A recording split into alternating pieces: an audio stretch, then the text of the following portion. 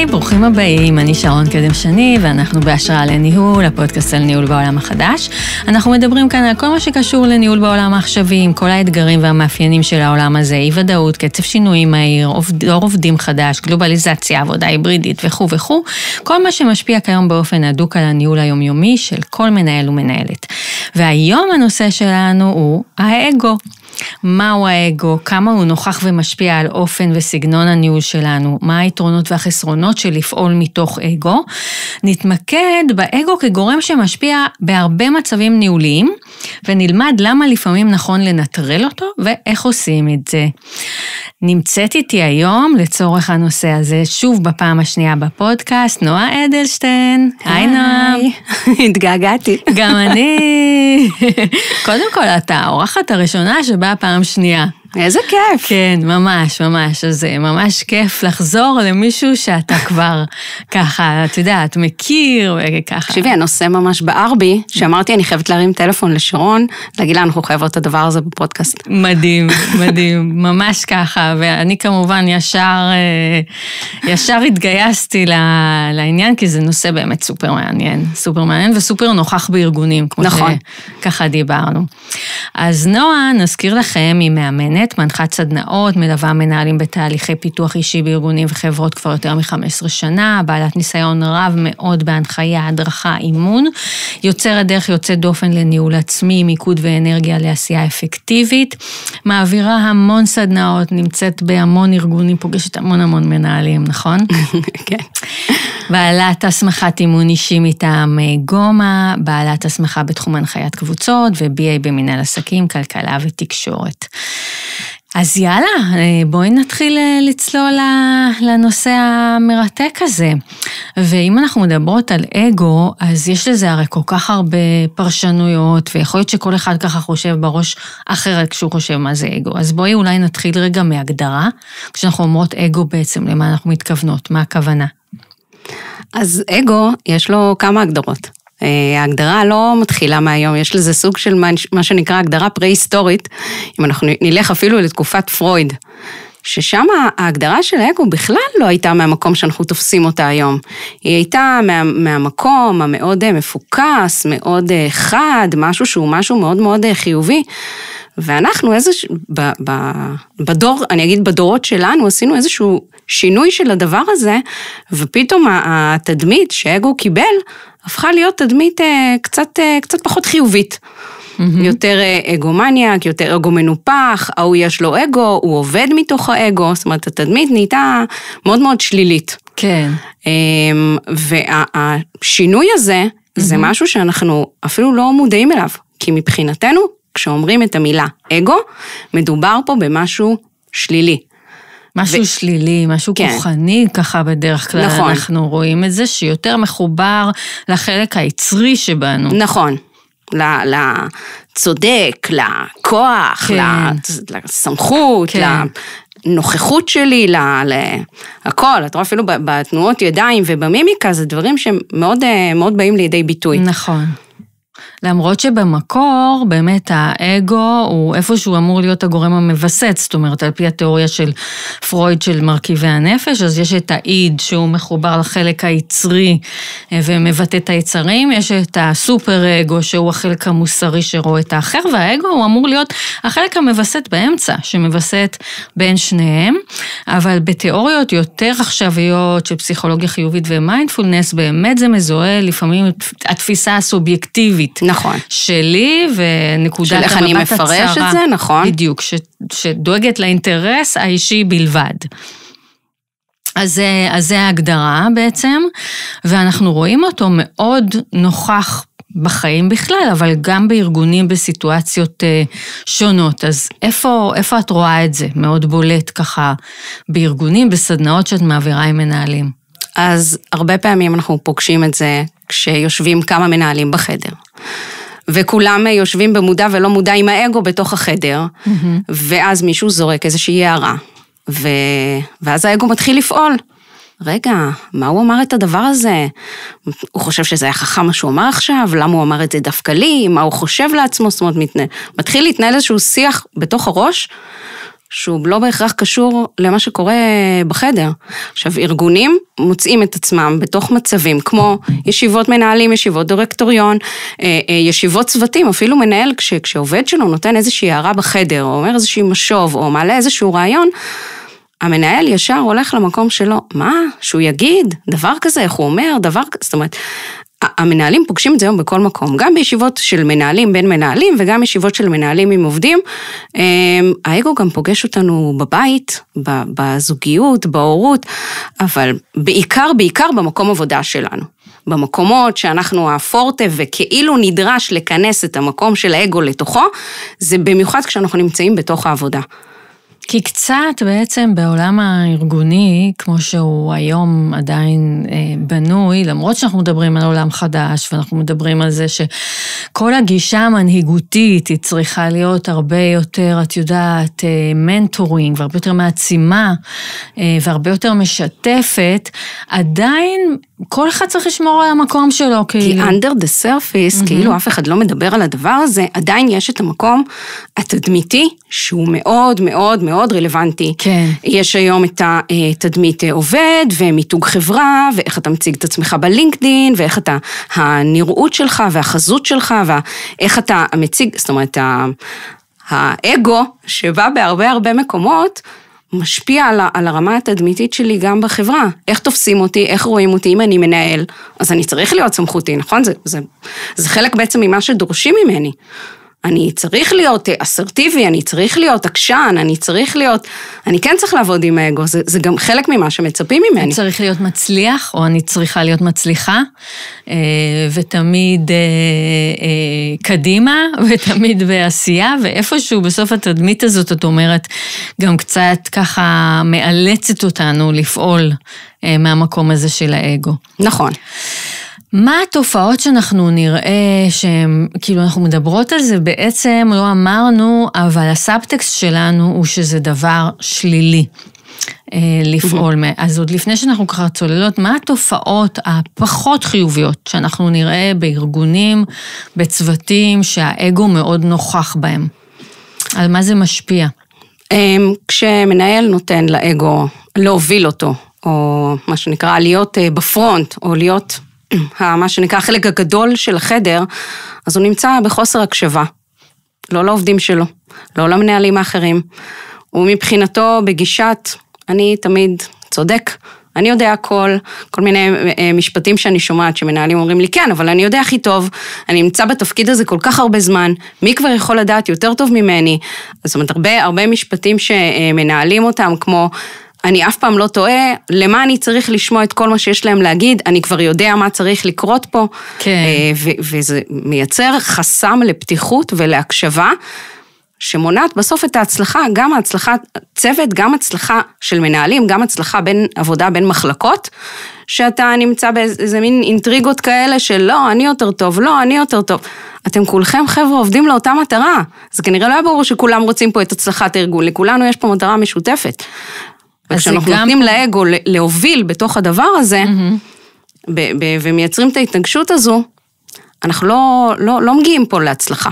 כן, פוגע גם בתוצאה, את אומרת, נכון. גם בתהליך ההקשבה, וכתוצאה מזה, קבלת החלטות, איזושהי התנגדות לפידבק, זאת אומרת, אנחנו יודעים הכי טוב, אנחנו לא צריכים לשמוע. למה שמישהו יעיר לי? אני עושה את הדבר הזה מספיק זמן, אני מספיק מנוסה, אני כנראה יודע הכי טוב. כן. ולא, אני לא צריך לקבל ביקורת.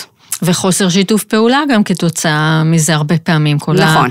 המאבקי כוח בתוך הארגון, כמו שאמרת.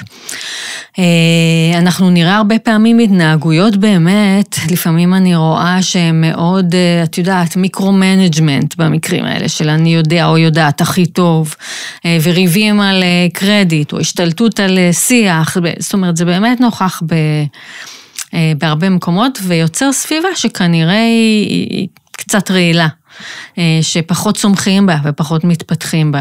אז זה האספקט השלילי, בגלל זה אנחנו נכון. ככה, אנחנו מדברות על זה כמשהו שהוא לאו דווקא חיובי. אז למה בעצם את חושבת שאנשים מביאים איתם את האגו לחדר? את אומרת כל הזמן, האגו כל הזמן בחדר, גם בסדנאות שלך. כל הזמן. זאת אומרת, אם אני שואלת בסדנאות, בקורסים, תגידו, למה להשתמש באגו? זה כאילו הכי ברור שיש, הם עושים, אפילו אנשים שטוענים שהם לא אנשי מחירות, הם עושים תהליך מחירה של עצמם, תהליך שיווק של האגו, שהאגו מגן עליי, והוא שומר עליי, וזה חיוני שהוא יהיה פה, והוא משרת אותי, הוא מראה כמה אני חזק, הוא מראה כמה אני סמכותי, זאת אומרת, מבחינתם, קיימת פה רווחיות מאוד מאוד גדולה, בלהמשיך להחזיק את הדבר הזה. ואם אני חלילה אומרת, אז מה יקרה אם תחליטו לוותר עליו? תחליטו היום, לא להכניס אותו לחדר. היום בישיבת מנהלים, תשאירו את האגו בחוץ. אז התגובות נעות בין חרדה לבין צחוק. זאת אומרת, הצחוק הוא לא, מה פתאום, זה לא יקרה, זה חלק ממני, אי אפשר להפריד את זה, ככה אני, את מכירה את התשובות האלה, ככה אני, תמיד הייתי כזה, אני מדבר בקול גבוה, זה כל מיני תנועות התנהגותיות כאלה. ואז בעצם, אין, להיפרד מהדבר הזה הוא כאילו לא אפשרי, נכנס המקום של החרדה, מה פתאום, אם אני אוותר, אם אני אשאיר את זה בחוץ, אני אאפשר לאנשים אחרים לטפס עליי. אם אני אראה שהאגו שלי לא יושב בחדר, אז יהיה מישהו שהוא בהכרח יהיה חזק יותר. זאת אומרת, יש פה כל כך הרבה רווחים, שהוויתור הוא כמעט ולא אפשרי. כן. צריך להיות פה תהליך שכנוע שלי בתוך סדנה, להסביר איפה בעצם האגו פוגם בכם ומפריע, ומה היו הרווחים כשתחליטו לשים בצד, ולהיכנס בלי האגו, ולא לרעוד בחדר. אז רוב הסדנאות הן לא מתחילות מהמקום הזה, הן מתפתחות למקום הזה בעצם, או ש... אף סדנה לא מתחילה מהאגו. זאת אומרת, זה גם בחוסר מודעות. נכון. לא באים אלייך בגלל זה. נכון. הסדנאות הן בדרך כלל בנושא אחר, אני מניחה. הסדנה יכולה להיות בתחום ניהול משא ומתן, ואז מישהו יעלה איזשהו משפט, שהוא פשוט צועק, כאילו הבן אדם מדבר מתוך האגו. ואז את אומרת, אין, צריך לעשות פה פאוזה עכשיו, לתת התייחסות למה זה אומר האגו, מה קורה כשאני משתמש בו, לתת להם ממש דוגמאות מתוך החדר, של דברים שהם אומרים, שפתאום יגידו, באמת אמרתי את זה, נכון, זה באמת כל מיני סממנים, שיראו להם שהם עושים פה שימוש באגו. אבל את אומרת משהו מעניין, כי את אומרת מצד אחד זה כנראה באיזשהו מקום בחוסר מודעות. נכון. כי הם ככה מתנהגים, ואז את עושה את הפאוזה הזאת, ומביאה את הציטוטים ומראה להם בעצם שבמקרה הזה והזה דיברת מתוך האגו. אבל אז כשאת שמה את זה על השולחן, אז את אומרת שפתאום כן יש איזה מודעות, זאת אומרת, כן, ככה אני רוצה להתנהג. זה לא נעשה מחוסר מודעות, כי כשאני שואלת מי משתמש באגו, אז הרוב עונים, אני, כי לא רואים את זה בתור משהו שלילי, אבל החוסר מודעות היא לרווחים שקיימים, כשתחליט להשאיר אותם בחוץ, כי הם לא רואים את הרווחים. אומרים, מה פתאום? אני אוציא את הדבר הזה החוצה, אני אשאר ערום בחדר, יטפסו עליי, כולם יושבים עם אגו, כולם פה במלחמת למי יש יותר. אם אני אשאיר את האגו שלי בחוץ, אני אהיה בעמדה נחותה, אין מצב שאני עושה את זה. זה מתוך ידיעה או מחשבה או חקיקת עובדה לא אמיתית, שאם אני אוותר על הדבר הזה, אני אוותר על מי שאני. וזה לא, אתה מורכב, האישיות שלך מורכבת מ1,001 רבדים, רק שאתה נותן לאגו, להיות בפרונט, אתה מייצר פה איזשהו חסם, שאתה לא רואה את הסביבה, אתה רואה רק את עצמך במלוא תפארתך, ומה קורה מסביב, אין פה רלוונטיות בכלל.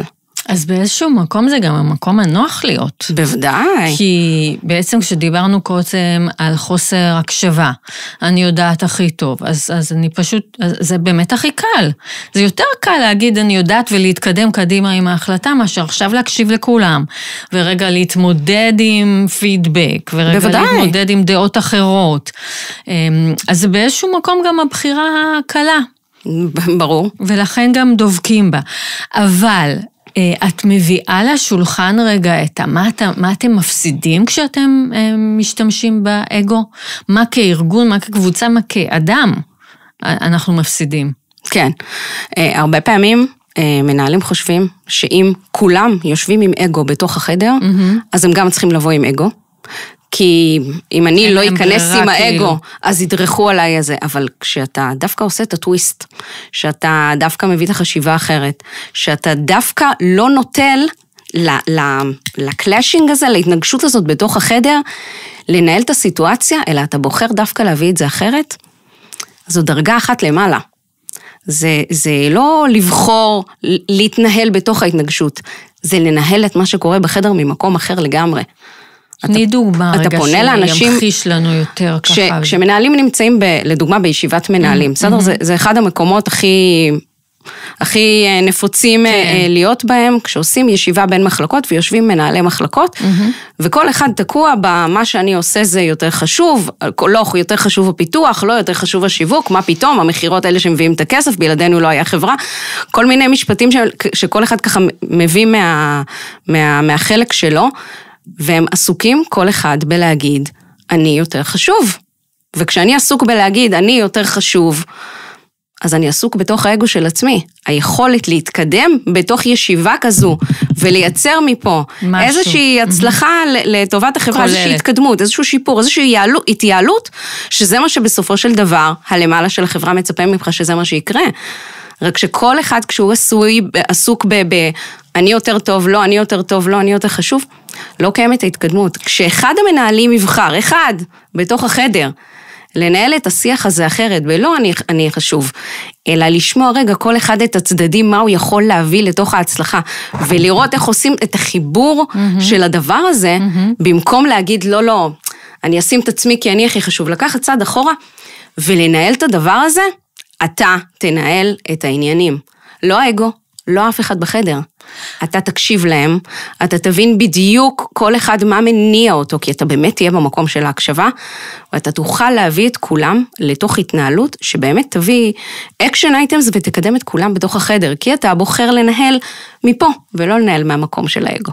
אז את אומרת, בעצם אנחנו מפסידים משהו, כי כשאנחנו בחוסר הקשבה, ואנחנו רק במוד של ככה לשתף ולהטיף אולי אפילו את האג'נדה שלנו, אז אנחנו גם מאבדים המון אינפורמציה מהסביבה, שכן יכולה לבוא בעצם ולעזור לנו בטיעונים שלנו. נכון, כי אנחנו בחוסר קשב, ואז אנחנו באמת, האטימות הזאת היא חלק ממה שגורם לזה ששום דבר לא יתקדם, אני עסוק אני, ואני בכלל לא רואה שיש עוד מישהו בחדר חוץ ממני. איך את גורמת להם בתוך הסדנאות להבין את זה? ככה קחי אותנו צעד צעד, איך את בעצם גורמת, את אמרת לי גם שאת אפילו מבקשת מהם לדמיין איך האגו שלי נראה נכון, בעצם. נכון. אני אומרת להם, קודם אני שואלת אותם מה הם חושבים שהאגו שלהם, איך הוא בנוי, מה יש בפנים, ואז אני שואלת איך הדמות הזו שנקראת אגו נראית בעיניכם, כאילו אם אתם מדמיינים עכשיו את האגו, ואז הם ממש מתחילים לתת לי איזה דיסקריפשן כזה, של ממש איך הדבר הזה היה נראה. אז מנהל אחד יכול להגיד לי, זה נראה כמו מפקד בצבא, אחד אומר, זה נראה כמו הענק הירוק, אחת אומרת, זה נראה כמו המורות האלה מהבתי ספר היוקרתיים, החזקה, המרירה הזאת, מישהי אחרת אומרת לי, אני נראית כמו לוויה, כמו דיבה כזאת, זאת אומרת, כל אחד נותן לו תיאור של הדבר הזה, תיאור של משהו שהוא מאוד סמכותי, משהו שהוא מאוד חזק. משהו מאוד חזק, כל הדימויים האלה. את אפילו יכולה לראות עליהם שכשהם מתארים את הדמות, הם כבר בתוך הדמות, הם כבר בדמות בהתנהגות, ובטון דיבור שלהם, והם כבר בפריחה, כי מבחינתם האגו הוא חלק מאוד מאוד עיקרי. אמר לי פעם מישהו באחת הסדנאות, נועה, אם את לוקחת לי את האגו, זה כמו להוריד לי איבר מהגוף. כאילו זה רמת היקשרות כזו. כי זה משהו כנראה שמאוד משרת באמת אותנו ומגונן עלינו באיזשהו מקום. הדמות החזקה שלי, נכון, הצד החזק שלי, נכון. ככה אני רואה את זה. ואז אני שואלת, אוקיי, אחרי שאתם רואים את הדמות וזה, תסתכלו עליה. אם תחליטו לוותר עליה, מה תרוויחו? איזה רווח יכול לקרות פה שלא היה לכם עד עכשיו? תזרקו, לכו עם הדמיון, מה יכול להיות? אני בכוונה מחברת דמיון, כי מבחינתם החשיבה הזו בשלב הזה של הסדנה, של הקורס, היא בלתי הגיונית. זאת אומרת, בחיבור להיגיון לא נכון לוותר על האגו. זאת אומרת, לכו עם הדמיון, עם היצירתיות, מה יכול לקרות אם תחליטו לשים את האגו מחוץ לחדר? ואז מתחילים לעלות הרווחים. אני אראה מי עוד יושב בחדר, נראה מה יש לו להגיד. אולי משהו יגיד יהיה חשוב, אני אומרת לו, ואם זה לא רק יהיה חשוב, אם משהו יגיד יכול לשרת אותך בלקדם את מה שאתה רוצה. ואם משהו שהוא יגיד יכול לשמש אותך מחר לאיזשהו small talk שאתה רוצה לנהל, מחר, מחרתיים, עוד חודש, ועוד חודש, חודשיים גם להשיג פה איזה משהו שאתה רוצה. אם היית יודע שאלו הם הרווחים שלך, האם היית נותן סיכוי לאגו להיות רגע בחוץ? אז הוא אומר לי, כן. אוקיי, זאת אומרת, מתחיל פה הגירוי של הרווח, וכשאנחנו מבינים, בעולם המחירות קוראים לזה אמילי, אני מה יוצא לי מזה, שאנחנו מתחילים להבין את האמילי, ואנחנו מתחילים להבין את הרווח, שאני אומרת, מה יקרה אם תשב מול העובד שלך, ולא תירה, לא תעשה עכשיו נאום, שאתה עושה שיחת משוב, תסתום רגע, תקשיב לצד השני, מה יש לו להגיד? איך הוא הרגיש בתוך הסיטואציה הזאת? רגע תראה את הנקודת מבט שלו, אני לא אומרת שאתה חייב להסכים, אבל רגע תראה מאיפה הדבר הזה מגיע. יכול להיות שתקלוט שם איזה משהו בשיחה, כשתשאיר את האגו בחוץ, ותגיד וואלה, יש מצב, ומשם אתה תמשיך לנהל את השיחה, ולא מתוך מה, איך הוא אומר לי דבר כזה, מה פתאום, בתור מנהל, אני כן הגנתי, לא, הנחת את זה בצד, והיית בהקשבה מלאה, וגם העובד רואה על הפנים שלך, שאתה איתו, אתה פתאום מחייך, אתה קשוב, העיניים שלך, אתה איתו.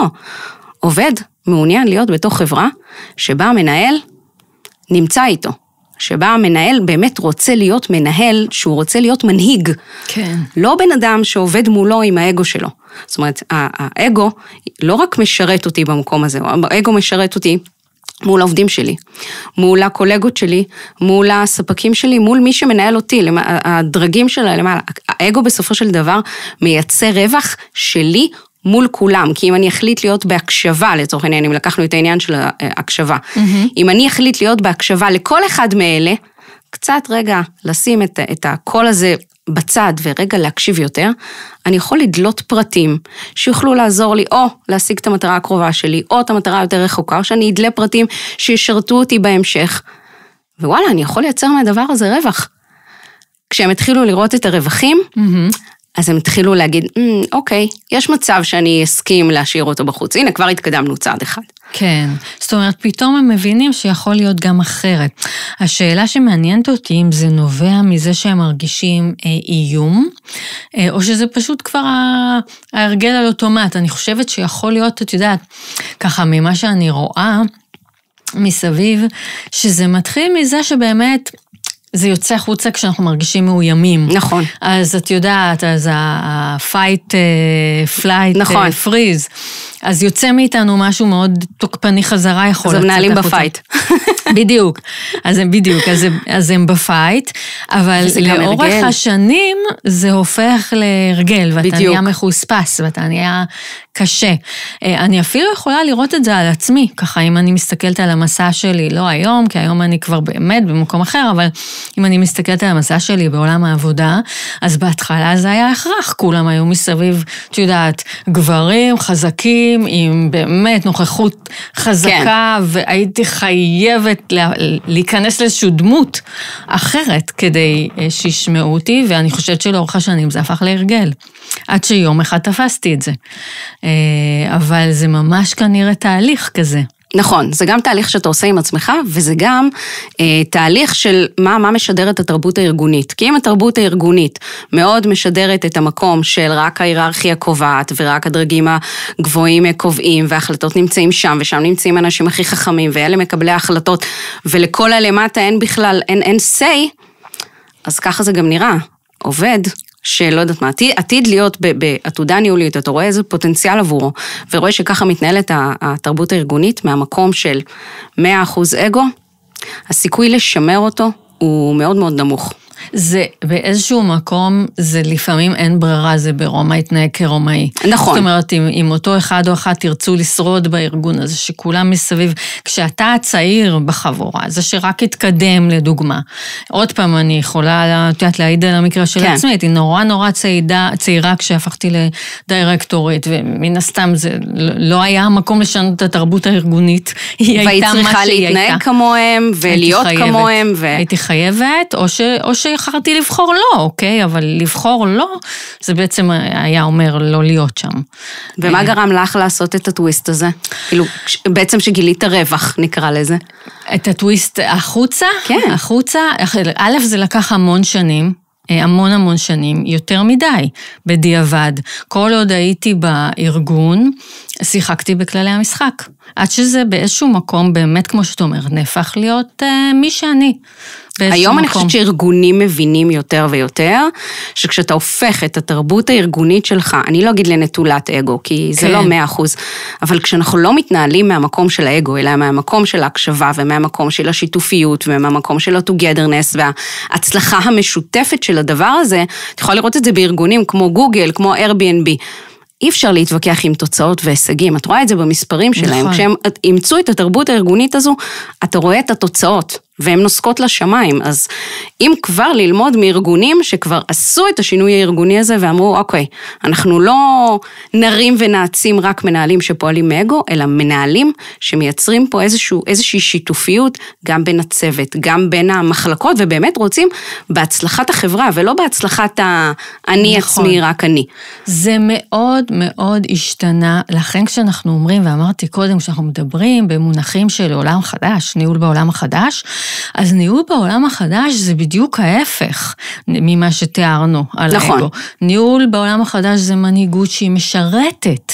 היא משרתת קודם כל, זאת אומרת להיות מנהיג שבא לתת לאנשים שלו או שלה את הכלים להצליח, לשרת אותם, את יודעת, בסגנון גנדי וכו', servant leadership.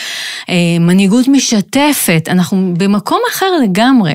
אבל מה שאת מביאה זה שאת יודעת, בשטח זה עוד לא לגמרי שם. זאת אומרת, נכון. כן רואים את השינוי, כמו שאת אומרת, בחלק מהחברות, אפילו הגדולות המפורסמות, אבל לא בכל מקום. נכון, אבל כמו שאת יודעת, כל שינוי ארגוני הוא דבר שלוקח, נכון. זמן. אם אני עכשיו רוצה להטמיע פה איזשהו שינוי, אני רוצה להטמיע איזשהו הרגל חדש, אני רוצה רגע לשים את האגו שלי בצד. זה לא אני קם מחר בבוקר ואומר, זהו, ממחר אין אגו, לא מתנהלים עם אגו. כן. גם אם אני מבין מה הרווחיות של הדבר, לוקח זמן להיכנס לתוך זה. ואני אגיד לך יותר מזה, מה קורה?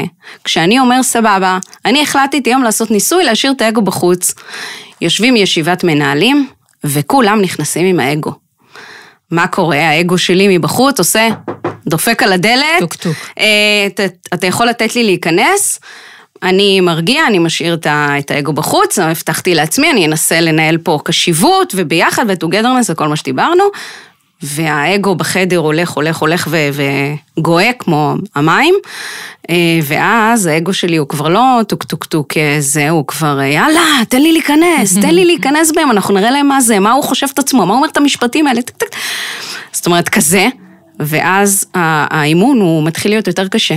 כי אז אתה מתחיל להיזכר בכל משפטים האלה, שאתה אומר לעצמך, של וואי, אם אני אכניס את האגו עכשיו, אז הוא יגן עליי, ואף אחד לא ידבר ככה, ואף אחד לא יתנהל בצורה כזו, אבל לא, החשיבה צריכה להיות, כמו שאמרנו קודם, מאחד גבוה יותר, של אני לא נותן לאגו לנהל אותי, כי אם כולנו בחדר נשב וננסה להתנהל מתוך האגו, לא תהיה התקדמות, אנחנו נקשיב רק לעצמנו, אנחנו לא נקשיב לכל מה שקורה בחדר ולא נצליח להתקדם. אם אני רוצה לנהל את הסיטואציה, אני צריך לבחור, לשים רגע את האגו בצד, להיות בקשיבות ולראות איך אני מקדם את עצמי מהמקום הזה. תראי, לא רק אגו, באופן כללי, ככל שאנחנו יודעים להסתכל על הסיטואציה רגע בעיניים רציונליות ופחות רגשיות, וכמובן שהאגו זה חלק מזה, אבל לא רק, אז מן הסתם נדע לנהל אותה יותר טוב. כמו שאמרנו, אני חושבת שזה נורא באמת תלוי. אם אני מאוד צעירה בחדר, אני לא זאת שכרגע עכשיו יכולה לאכול את השינוי הזה, אני צריכה לחשוב איך כן נכון לי להתנהל. כן. אם אני כבר ותיקה ומבוססת בקרב הקבוצה הזאת, אז בהחלט יש לי יכולת לשנות את הדינמיקה, ואז אולי אפילו כדאי לעשות את זה. השאלה איך את מנחה מנהלים בעצם לעשות את זה, והאם זה משהו שהוא, כל הקבוצה בעצם צריכה לעבור את התהליך הזה יחד בעצם? אוקיי, אז יש פה 3 שלבים. פוקוס, פרשנות, פעולה. אני אומרת, למנהלים תקשיבו. זה תהליך שהוא יחסית פשוט, אבל הוא דורש תרגול. זה תהליך של פה. כן. פוקוס, פרשנות, פעולה. פה. הפוקוס בא ואומר, מה חשוב לי להשיג פה עכשיו? נטרול רעשי, רגע. מה חשוב לי להשיג פה עכשיו? איפה סופר הפוקוס שלי? רציונלי. מה המטרה שלי? על מה אני מתמקדת עכשיו? אני אומרת על זה שההוא מעצבן, או על זה שאני רוצה לצאת מפה עם תקציב, אוקיי? בדיוק, מה המטרה הסופית של הדבר הזה? כי המטרה הסופית שלי זה לא להגיד אני ואני, לא. מה הפוקוס שלי של הפגישה, אוקיי? מה אני רוצה להשיג? מה המטרה הסופית שלי? וכשאני ממוקד לתוך הדבר הזה, ולא לתוך מה הוא אמר, איך הוא אמר, למה זה ככה, אני מנטרל את הרעשים האלה, אני חד לתוך המטרה. ואז אני אומרת למנהלים, אתם תמצאו את עצמכם במצבים, שאתם יותר strictly business, ופחות emotions, לא, strictly business, אני בתוך הפוקוס. וגם רגע כל הזמן איזשהו משהו כזה, כוכב הצפון, זאת המטרה. בדיוק, יש לי מה שמוביל אותי, נכון. כן, נכנסתי לחדר במטרה הזאת, אז בסדר, זה בסדר גם שהוא אמר ככה והיא אמרה ככה וזה, אבל אני רגע מסתכלת על המטרה. נכון, אז הראשון אמרנו זה הפוקוס, מה המטרה שלי? הדבר השני זה הנושא של הפרשנות. האם אני בוחר עכשיו לקחת את מה שהיה פה ולעשות מה שנקרא פרשנות משלי למה שהיה פה? או יכול להיות שמה שהתכוון המשורר זה משהו אחר לגמרי ממה שאני הבנתי. ויותר מזה, האם חשוב לי עכשיו להתבחבש בתוך הפרשנות הזאת? זה מאוד נכון, כי בסוף, המון פעמים אנחנו מפרשים את המצב, ובהתאם לזה אנחנו פועלים, אבל אנחנו צריכים רגע לחשוב האם הפרשנות שלנו זה הפרשנות היחידה. את יודעת, בדוגמה שנתנו קודם ישיבת מנהלים וכו', אז את יודעת, אם אחד המנהלים מסביר למה עכשיו יש אתגרים ויש עומס וכו', ולכן אני לא יכולה לקבל את ההצעה שלך, אז אתה תשמע אולי שאני לא יכולה לקבל את ההצעה שלך, אבל רגע, אמרתי גם שיש עומס זאת אומרת, נכון. את יודעת, אפשר תמיד להסתכל על שני צדדים של העניין, זה לא אישי עליי, שצאתי משהו שלא רוצים לקבל. זה בול מה שאמרת עכשיו, זה לא אישי, המקום הזה של הפרשנות זה לא אישי, כל אחד מאיתנו כשאנחנו נכנסים לחדר, אנחנו נכנסים לחדר עם קיטבג וירטואלי ענק מאחורי הגב, עם הניסיון שלנו, עם העבר שלנו, עם דברים שאמרו לנו, עם חוויות שחווינו, כל הדבר הזה יושב מאחורה, וכשמישהו אומר לנו משהו, אנחנו עושים ישר פרשנות מתוך הקיטבג הווירטואלי הזה. בדיוק. אז במקום ללכת ולעשות פרשנות עבור הצד השני, במקום לשים סימן קריאה, שימו סימן שאלה. וגם תמיד אנחנו חושבים שזה קשור בנו, נכון? זאת אומרת, אם מישהו פתאום אמר איזה משהו שככה, את יודעת, קצת מעליב אותי, אני חושבת ש-it's about me, אבל לא, יכול להיות שהיא או הוא, יש להם יום קשה, זה בכלל לא it's about me, כן. כי אנשים, סליחה, חושבים על עצמם. נכון, בדיוק. גם הצד השני, כשהוא אמר את המשפט הזה, הוא בא עם הקיטבג הזה, והניסיון חיים שלו, והניסיון הניהולי שלו, והוא אמר את מה שהוא אמר, It's not about you בשום דרך. את אומרת, זה given. זה ממש אקסיומה. ממש. והדבר השלישי שלנו, זה הפעולה. מה אנחנו בוחרים לעשות? מה אני בוחר לעשות כדי לקדם את הדבר הזה? האם אני צריך לעשות משהו אישי שלי? האם אני צריך לעשות פה משהו שהוא משהו קבוצתי, לכנס את כולם לתוך הדבר הזה? איך אנחנו מייצרים משהו שבאמת מקדם אותנו? ולא מהמקום של אני. כי זוכרים, יש לנו את המטרה שאנחנו רוצים להגיע אליה בסוף. כן, כן. מאוד מתחבר, אני שומעת ואוהבת מאוד, את יודעת, את התכנים של טוני רובינס. נכון. וזה מאוד מתחבר להרבה ממה שהוא אומר, שאת יודעת, בסוף גם מה שמכתיב, לא רק את ההצלחה וההישגים שלנו, אלא ממש את המציאות שלנו. מה שממש מכתיב את המציאות שלנו, זה על מה אנחנו שמים את הפוקוס שלנו ביום יום. נכון. על מה, איך אנחנו מפרשים את הסביבה, והאם אנחנו תמיד הולכים לפרשנות האוטומטית, ש-it's about me, וזה נגדי וכו', או מסתכלים על, את יודעת, עוד אפשרויות, מסתכלים רגע על הפרספקטיבה של הצד השני, או פרספקטיבה כוללת של פרשנות יכולה גם להיות מזווית אחרת, ובסוף גם איזה פעולה אנחנו בוחרים לעשות, נכון. מתוך כל זה. אז זה ממש ממש מתחבר, ויכול גם לשרת אותנו כאן. אני שלושת הפעים האלה, הפאפאפה הזה, זה משרת אותי. פוקוס פרשנות פעולה. כן, זה משרת אותי, ובסופו של דבר זה משרת גם אותם, וכשמנהלים רואים מה קורה, כשאני מצליח לאמץ את הדבר הזה, וזה לא מחר בבוקר קמתי זה קורה, זה תרגול, וזה תרגול, אני אומרת למנהלים, זה תרגול של מחוננים, זה לא פשוט בכלל להחליט לשים את האגו בצד ולהתחיל לייצר רווחים חדשים מהדבר הזה, זה לא פשוט בכלל, אבל כשהם רואים את הרווחים שיוצאים להם מהדבר הזה, מהאימון של 3 הפעים האלה, זה פרייסלס. את מלווה אותם בתהליך הזה בדרך כלל? בוודאי. בטח. ואת רואה הצלחות? בוודאי, גם בתהליכים שזה לא תהליכים ארוכים, אני אחר כך עושה פולו-אפ, אני רוצה לדעת ולראות מה קורה כדי להביא את הדוגמאות האמיתיות מהשטח, בוודאי. כן, כן. בטח. אני חושבת שאת יודעת, גם כשאני ככה עוד פעם מסתכלת על עצמי, אז שזה מסע שהוא מתחיל במינונים נמוכים, זאת אומרת, אני חושבת שאפשר להגיד, בפגישה אחת היום, תנסי לבוא אחרת, את יודעת, או בלי האגו, תנסי. זה בדיוק האימון. ואחר כך בשתי פגישות. ועד שאתה מגיע למצב שזה כבר די הברירת מחדל, ויש נפילות לפעמים. ברור. גם היום, אני יכולה להגיד מה זה גם היום? ברור, אני בן אדם. בוודאי. יש נפילות, יש רגעים שפעלתי בצורה מסוימת, ואני אומרת, אוקיי, פה הייתה נפילה.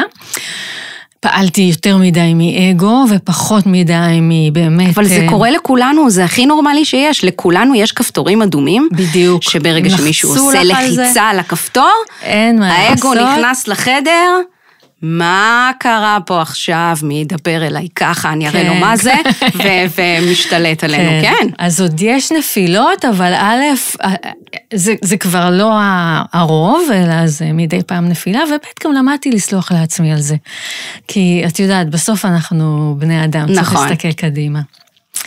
וגם פייד אאוט מהסיטואציה, זאת אומרת, אם את מרגישה ברגע שזה קורה, ממש במצב חי, שהדבר הזה קורה, זה לא לנסות לפתור את הדבר באותו רגע, זה לא לנסות להוציא את האגו בכוח, זה רגע לעשות הסתכלות חיצונית על עצמי בסיטואציה, ולשאול את עצמך אחר כך, איך התנהגתי בסיטואציה הזו? נכון. האם יכולתי לפעול אחרת?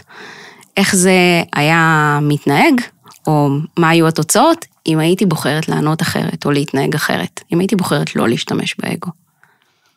אני חושבת שככל גם כשאנחנו מתרחקים מהסיטואציה, אני אישית אוהבת מאוד לנתח סיטואציות, אפילו ישנות, זאת אומרת, אפילו סיטואציות של מלפני כמה חודשים, לחשוב עליהם, ואני תמיד רואה דברים חדשים.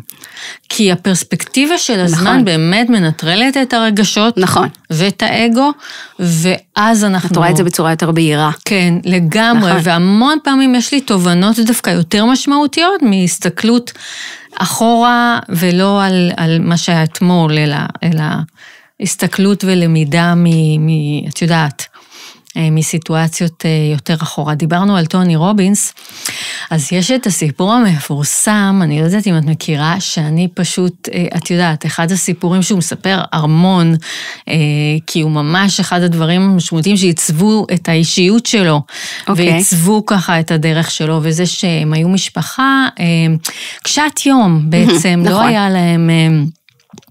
הרבה כסף, היו בקשיים כלכליים, והיה תקופה שאפילו היה חסר ממש, ובאחד התקופות האלה הם גרו, הוא עם המשפחה, עם אמא שלו ובן זוג שלה, והיה Thanksgiving, ובאמת לא היה להם מצרכים אפילו לארוחת חג, ממש ככה, והגיע פתאום איזו דפיקה בדלת, וטוני, שהוא ילד בן 11 לדעתי, אז פותח, עומד בדלת אדם מרשים, יפה, עם ארגז ענקי של מצרכים וכל טוב, וגם טרקי כזה, את יודעת, והילד פשוט כבר... כולו שמח, כולו בוואו, כל השמחה של החג, הוא כבר רוצה לטרוף את זה וכזה, ואז האיש אומר, תקרא לאבא שלך שאני אתן לכם את הארגז, הוא קורא לאבא, אני חושבת שזה היה אבא חורג, והוא מגיע ואומר לו, תודה, אבל אנחנו לא צריכים צדקה. וככה נפל לו כל האכזבה הענקית הזאת, והוא אמר, זהו, החג הולך באמת להיות גרוע ביותר וכו'. ואבא שלו בא לסגור את הדלת, ואז האיש, שהיה איש גדול ממדים, דוחף את הכתף שלו בתוך הדלת, לא נותן לאבא לסגור את הדלת, ואומר לו, Sir, don't let your family suffer because of your ego. בול. ואיכשהו ככה, זה משפט שכנראה, את יודעת, ככה גרם לאבא לאיזשהו ככה רעד, או איזשהו כזה תובנה פתאום, והוא אומר, טוני כשהוא מספר את זה, שממש הכתפיים שלו פתאום נפלו, והוא ויתר, והאיש השאיר את הארגז והלך. סיפור שהוא מספר אותו המון, כי הוא מאוד עיצב את מישהו ולאן שהוא החליט לקחת את זה, והוא הבין באותו רגע כמה בעצם הפרשנות של מה שאנחנו נותנים לדברים יכולה להשפיע על התוצאה של ההתנהגות שלנו. זה כל כך נכון. סיפור ככה מדהים שאני לוקחת אותו אישית. אז טוב, איך אנחנו מסכמות? אז ככה,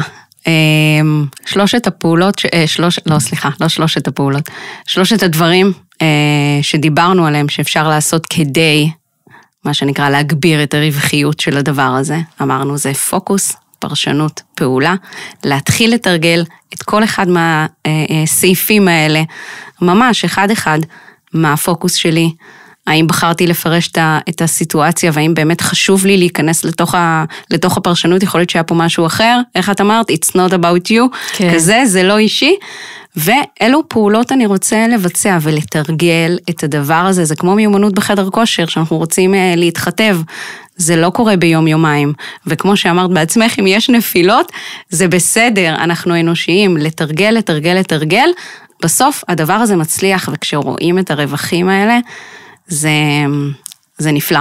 נכון. אז בעצם אנחנו אומרות, קודם כל, יש המון מה להרוויח. נכון. מלפעול ממקום אחר, והתוצאות בדרך כלל טובות יותר ומספקות יותר גם. כי אנחנו גם יודעים שהדרך חשובה, ולא רק התוצאה. אז התוצאות נכון. גם טובות יותר, אבל גם זה תוצאות יותר. בשני הכיוונים. אחד, תוצאות לאנשים שהם מאוד הישגיים ובמאוד אנשי מספרים וכמותי. אתה בסוף גם רואה את זה בתוצאות העסקיות שלך. ובחלק השני של הדבר הזה, אתה רואה את זה גם במקום האישי שלך, את הרווח האישי שלך, שאתה הופך להיות בן אדם יותר קשוב, ויותר אמפתי, ויותר נחמד, יש מין איזה אנרגיה קיומית כזו, שאתה ממגנט אנשים אליך, אנשים רוצים יותר להתייעץ איתך, ויותר להיות איתך, ויותר להקשיב לך, ויותר, זאת אומרת, הרווח שלך פה, הוא משני הצדדים, גם במקום הארגוני, וגם במקום האישי. לגמרי, והדרך נעימה יותר. את יודעת, אנחנו מדברים על תוצאות, שזה סופר חשוב, וזה לגמרי קשור לתוצאות, וגם הדרך נעימה יותר, וזה נכון. גם חשוב שנהנה תוך כדי. אחד הדברים הכי חשובים. נכון. אז הציטוט שלי הפעם ממש מתחבר מן הסתם. ציטוט של קייסי לואיס שאומר, להיות צנוע זה לא לחשוב פחות על עצמך, אלא לחשוב על עצמך פחות. בול. קצת לחשוב על עצמך פחות, קצת להסתכל יותר בפרספקטיבה רחבה יותר. וזהו, אני מעבירה אלייך ציטוט. המחבר של הנזיר שמכר את הפרארי שלו, רובין שרמה, אמר, זה לא הציטוט המדויק, אבל ככל שאני בוחר לשים את האגו בצד, ככל שאני בוחר לשלוט על האגו, אני יכול יותר לשלוט על הגורל שלי. אז אני חושבת שככל שנאמץ את הדבר הזה, באמת נוכל לשלוט על הגורל שלנו. נכון, יותר להשפיע על התוצאות שאנחנו רוצים שיהיו כמו קודם כל לעצמנו, ואחר כך גם עבור אנשים אחרים. זה בא ביחד, כן. מדהים, טוב נועלה, אז שוב המון תודה. תודה שהזמנת אותי. ושוב כיף שהיית פה, וממש כיף שככה לקחת את היוזמה והעלית את הנושא החשוב הזה, ואני מקווה שהצלחנו לתת לאנשים כמה נקודות מחשבה. תרגלו, להתאמן, אני מבטיחה לכם, בסוף זה עובד. אני לגמרי מעידה שהיא צודקת. אז המון תודה שהזנתם, נתראה בפעם הבאה, ביי ביי.